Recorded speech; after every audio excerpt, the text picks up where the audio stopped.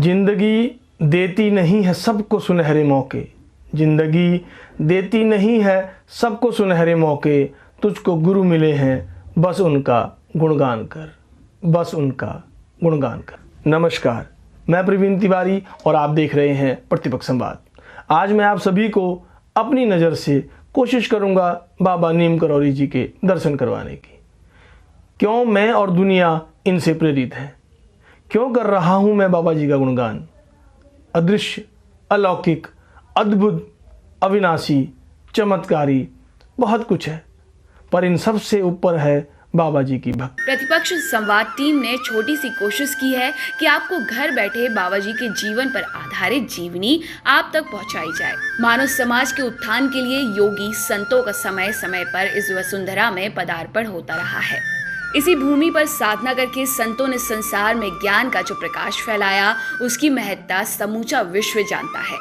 देवभूमि उत्तराखंड की धरती में स्थित कैची मंदिर विराट स्वरूप के धनी विश्व प्रसिद्ध संत नीम करौली महाराज की अमूल्य धरोहर है। इनकी उपमा परोपकारी संतों में अतुलनीय है। हिमालय की गोद में बसा उत्तराखंड का ये क्षेत्र प्रकृति की अमूल अलौकिक धरोहर है। यहाँ की पावन रमणीक वादियों में पहुँचते ही सांसारिक मायाजाल में भटके मानव की समस्त व्याधियां यूं शांत हो जाती हैं, जैसे अग्नि की लौ पाते ही तिनका भस्म हो जाता है। यहाँ के ऐतिहासिक धरोहर रूपी रमणीय गुफाएं, सुंदर मनभावन मंदिर यहाँ आने वाले हर आगंतुक को अपनी ओर आकर्षित करने में पूर्णतः सक्षम है। ऋषि मुनियों की आराधना और तप स्थली के रूप में प्रसिद्ध इस पावन भूमि के पग पग पर देवालयों की भरमार है। सुंदर झरने, कलकल धुन में नृत्य करती नदियां अनायास ही पर्यटकों और श्रद्धालुओं को बरबस अपनी ओर आकर्षित कर लेती हैं। देवभूमि उत्तराखंड की अलौकिक वादियों में से एक दिव्य रमणीक लुभावना स्थल है कैची धाम। कैची धाम, जिसे नीम करौली धाम भी कहा जाता है, उत्तराखंड का ऐसा तीर्थ स्थल है जहां वर्ष भर श्रद्धालुओं का तांता लगा रहता है।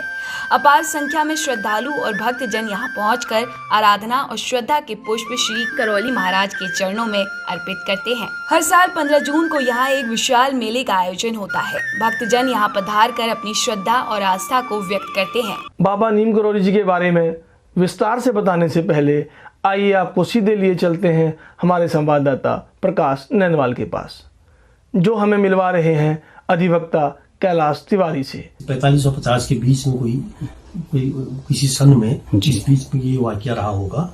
मेरे पिताजी जब उनसे मिले तो भीड़ में खड़े थे, तो उन्होंने मेरे पिताजी को बुला लिया और जैसे बाबूजी ने मुझे बताया तो उन्होंने ये कहा कि वो आए और उन्होंने कहा कि मैं तुझसे मिलने यहाँ आया हूँ और कुछ समय के बाद मैं तुझे भूमियाधार में मुझसे तेरी मुलाकात फिर होगी और तू अपने आप ही हो जाएगी, ऐसा मुझे उन्होंने बताया, जो मुझे थोड़ी जो याद। बाबूजी का पहले से जो था एक अध्यात्म के प्रति एक लगाव पहले से ही रहा और इसी जिज्ञासा बस, क्योंकि वो 9th क्लास में जब वो बच्चे थे उन दिनों भी उनका जो मुझे उन्होंने बताया, बाबा जी ने जब उनसे कहा तो उनके बाद उनकी और ज्यादा उनके प्रति जो है बाबा जी के प्रति ललक उनको देखने की वो फिर बढ़ गई थी। हाँ, बाबा जी उनको अपना परम भक्त, अब माने न मानिए तो मैं क्या कहूँ, लेकिन वो बाबा जी को अपना गुरु के रूप में उनके प्रतिष्ठित थे। कुछ उन्होंने अपनी पुस्तकों में भी लिखे हुए हैं, जो महाराज जी के संदर्भों को पुस्तक निकली हुई है, अलौकिक यथार्थ करके, उसमें भी उनका छपा है। एक दिन रात को महाराज जी उनके सपने में आए। ये महाराज जी के शरीर त्यागने के बाद की घटना है। महाराज जी जब वहां उनके सपने में आए तो उन्होंने बाबूजी से ही कहा कि तिवारी, तू अपने पिताजी का श्राद्ध करना भूल गया। ला, मैं तेरे पिताजी का श्राद्ध कर देता हूँ, क्योंकि वो एक ब्राह्मण परिवार से भी ताल्लुकात रखते थे। जो मान्यता है कि ब्राह्मण ही हमारे यहाँ श्राद्ध और ये कर्म किया करता है। तो उन्होंने जो श्राद्ध बाबूजी का किया, तो पिंडदान की बात आई, तो पिंडदान के वक्त में उन्होंने पिंड की जगह पर रुई का इस्तेमाल किया। जब पिंड नहीं था तो उन्होंने कहा मैं रुई का ही पिंड बना देता हूँ। उस रुई के पिंड में से उन्होंने एक छोटी सी कुछ रुई का एक मात्रा उसमें से निकाली और उस रुई की मात्रा को निकाल के उन्होंने बाबूजी के सर में एक जगह पर यो करके रख दिया और उसके बाद बाबूजी की नींद खुल गई और उनको बड़ा ताज्जुब भी हुआ, ऐसा क्या हुआ। अब बात आई जाई होगी। सुबह वो अपने रूटीन में अपनी ड्यूटी के लिए निकल गए। उसी दिन क्या हुआ कि उनका एक बड़ा जो अधिकारी उनके जो थे वो अपनी फैमिली के साथ लोहाघाट में आए हुए थे। उनके जो वहाँ के जो स्टाफ और जो अधिकारी थे उन्होंने कहा कि जो हमारे जो अधिकारी आए हुए हैं इनको आप जो है टनकपुर तक आप इनको छोड़ के आएंगे, ये ड्यूटी उनको बाबूजी को दे दी। तो वो उन्हीं की गाड़ी में कार में बैठ के टनकपुर के लिए उनको छोड़ने के लिए निकल पड़े। जैसे ही वो लोहाघाट से आके कुछ किलोमीटर दूर चंपावत के आसपास या चंपावत से थोड़ा सा आगे नीचे से जो आर्मी का जो शक्तिमान जो ट्रक होता है वो उनके उससे कोलाइड कर गया, टकरा गया उससे और जबरदस्त भीषण एक्सीडेंट हो। जो उनकी जो अधिकारी थे उनकी पत्नी का एक पांव फ्रैक्चर हो गया था और बेटे को और उनको छुटपुट चोट लगी और वो उससे उनको कोई ज्यादा दिक्कत नहीं हुई। और हमारे पिताजी की वहां पर जहां पर चोट लगी थी, रुई रखी थी वहां पर महाराज जी ने, वहां पर कुछ टाके लगे, 4-5 टाके वहां पर लगे, लेकिन सब लोग ठीक होके और पुनः अपने आगे की ओर को उन्होंने प्रस्थान किया। तो ये वाकया मुझे एक तो यही वाकया है।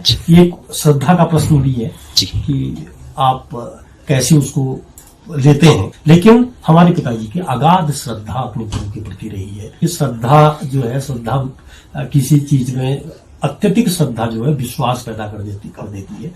यदि आप किसी चीज को प्राप्त करना चाहते हैं तो आप में श्रद्धा भाव तो होना ही होना चाहिए। कहा जाता है कि यहाँ पर श्रद्धा और विनय पूर्वक की गई पूजा कभी भी व्यर्थ नहीं जाती। यहाँ पर मांगी गई मनौती पूर्णतया फलदायी कही गई है। इस क्षेत्र के आस्थावान भक्त बताते हैं बाबा नीम करौली महाराज महान योगीराज थे।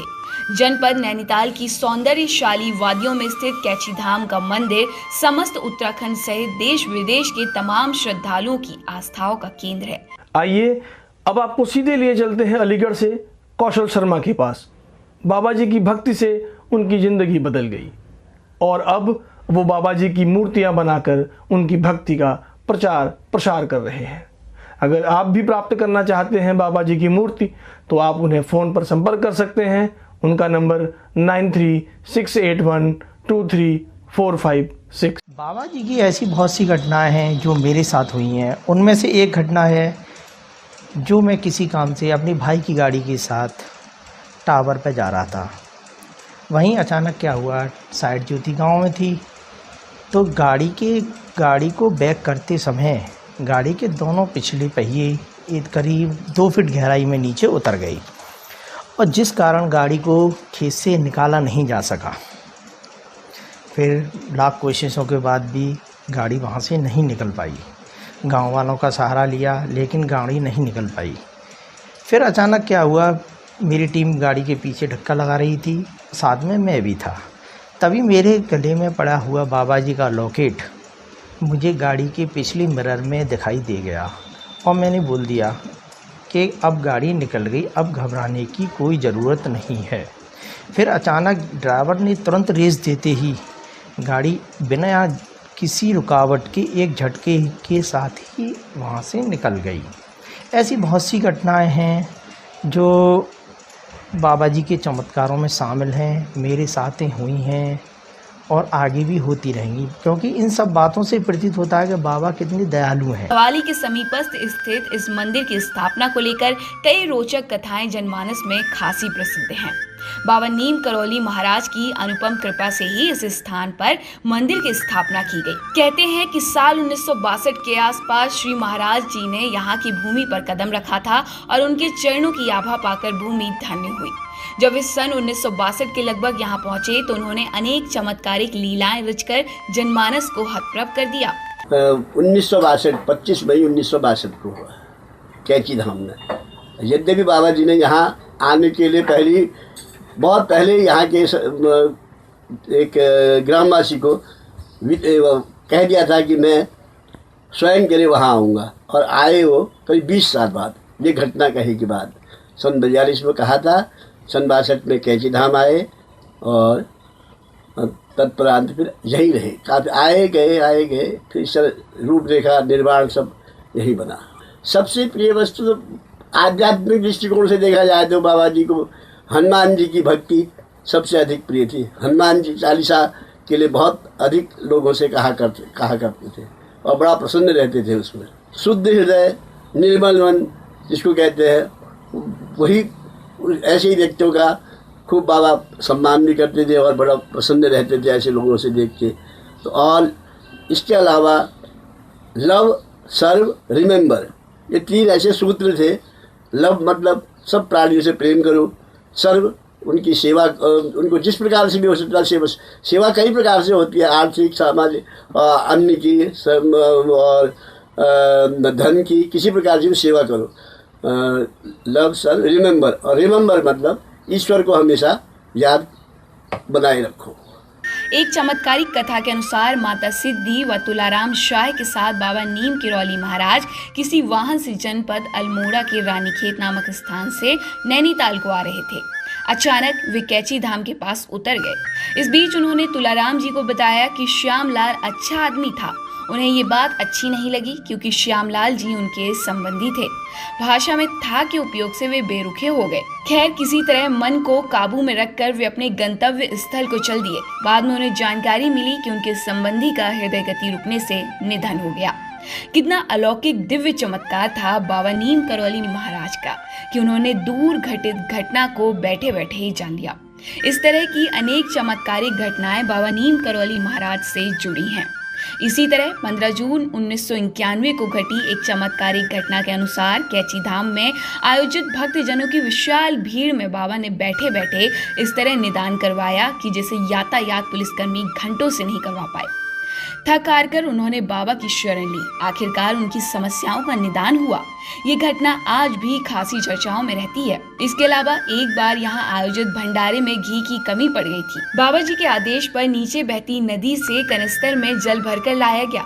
उसे प्रसाद बनाने हेतु जब उपयोग में लाया गया तो वो जल घी में परिणत हो गया। इस चमत्कार से आस्थावान भक्तजन नतमस्तक हो उठे। एक अन्य चमत्कार के अनुसार बाबा नीम करौली महाराज जी ने एक बार गर्मी की तपती धूप में एक भक्त को बादल की छतरी बनाकर उसे उसकी मंजिल तक पहुंचवाया। इस तरह एक नहीं अनेक चमत्कारों की किंवदंतियां जुड़ी हुई हैं नीम करौली महाराज से। अनंत कोटि ब्रह्मांड नायक राजाधिराज योगीराज परब्रह्म सच्चिदानंद सदगुरु श्री नीम करौली महाराज की जय हो। नीम करौली महाराज की गणना 20वीं सदी के महान संतों में से हुई है। नीम करौली महाराज जी, जिनको बाबा जी भी महाराज जी भी कहते हैं, यह अंतर्यामी होने के बावजूद एक साधारण पुरुष थे। महाराज जी इस युग के दिव्य पुरुषों में से एक हैं। गोस्वामी तुलसीदास जी जैसे राम भक्तों के बाद वे ऐसे एकमात्र महापुरुष थे जिन्हें हनुमान जी का साक्षात्कार दर्शन हुआ था और वे परम राम भक्त हनुमान थे। कहा जाता है कि हरि व्यापक सर्वत्र समाना। ठीक इसी प्रकार आज भी श्री नीम करौली महाराज की कृपा हम पर, और यह भी कहा जाता है कि जय जय जय हनुमंता तुम हो साक्षात भगवंता। और आप सबों के जो भी कष्ट इत्यादि हों वो नीम करौली महाराज के सम्मुख उनके चित्र के समीप बैठकर यदि एक मात्र उनका चित्र आप देख लेते हैं तो वे स्वयं ही आपके कष्ट को हर लेते हैं। माना जाता है कि बाबा जी का जन्म अकबरपुर आगरा जिले के एक सामान्य ब्राह्मण परिवार में 19वीं शताब्दी के आखिरी पड़ाव में हुआ था। बचपन में माता पिता इन्हें लक्ष्मी नारायण कहकर बुलाते थे। इन्होंने हनुमान जी की साधना की थी। इसी साधना के बल पर एक बार नीम करौली गांव में इन्होंने एक बार ट्रेन की गति विराम कर दी थी। आम जनमानस में प्रचलित दंत कथा के अनुसार इन्हें टीटी ने चेकिंग के दौरान नीचे उतार दिया था। लाख प्रयास के बाद भी जब गाड़ी आगे न बढ़ सकी तब बाबा से क्षमा याचना के बाद गाड़ी चली। नमस्कार, मैं नरेश तिवारी हल्द्वानी से। बाबा जी के प्रति मेरा झुकाव बचपन से ही था, लेकिन जब मैंने अपना काम शुरू करा मेरा लगाव उनके प्रति और बढ़ गया। बाबा जी की भक्ति में मैं लीन होकर उनकी कृपा बनी। मैंने अपने गांव में बाबा जी का मंदिर बनवाया। उस मंदिर में हनुमान जी की मूर्ति और बाबा जी की फोटो स्थापित की। बाबा जी की कृपा हम लोगों पर असीम होती है। मैं सबसे निवेदन करूंगा कि बाबा जी को स्थापित करें, मूर्ति को निस्वार्थ भाव से बाबा जी की सेवा करें। हिमालय की भूमि में बाबा जी का आगमन 40 के दशक के आसपास माना जाता है। हनुमानगढ़ी में हनुमान जी का मंदिर बाबा जी की भक्ति का ही पैगाम है। यही नहीं, देश के अनेक भागों में इन्होंने हनुमान मंदिर भक्तों के कल्याण के लिए बनवाए और गरीबों की सेवा को ही मानव जीवन की सार्थकता कहने वाले संत नीम करौली महाराज की अंतिम लीला का क्षेत्र योगेश्वर भगवान श्री कृष्ण की नगरी वृंदावन रही। हनुमान जी की महिमा की ज्योति का प्रचार प्रसार इनके जीवन का लक्ष्य रहा। 100 से अधिक देशों में महाराज जी के आश्रम। जनश्रुति के अनुसार बाबा जी का विवाह 11 वर्ष की आयु में हो गया था और 13 साल की अवस्था में इन्होंने घर छोड़ दिया था। उत्तराखंड और देश विदेश के अनेक भागों में आपने हनुमान मंदिर बनवाए, जिनमें कैची धाम एक है। इसके अलावा बाबा जी की प्रेरणा से पिथौरागढ़ में गढ़ाई से आगे हनुमान मंदिर काफी प्रसिद्ध है, जहां इनके परम शिष्य ऋषिकेश गिरी महाराज तपस्यारत हैं। साथ ही गेठिया भूमियाधार के हनुमान मंदिर काफी प्रसिद्ध हैं। प्रतिपक्ष संवाद से मीनाक्षी रजत की रिपोर्ट। आज के लिए मैं अपने शब्दों को इन्हीं शब्दों के साथ विराम दूंगा। जय हनुमंत संत हितकारी, सुन लीजय प्रभु अरज हमारी।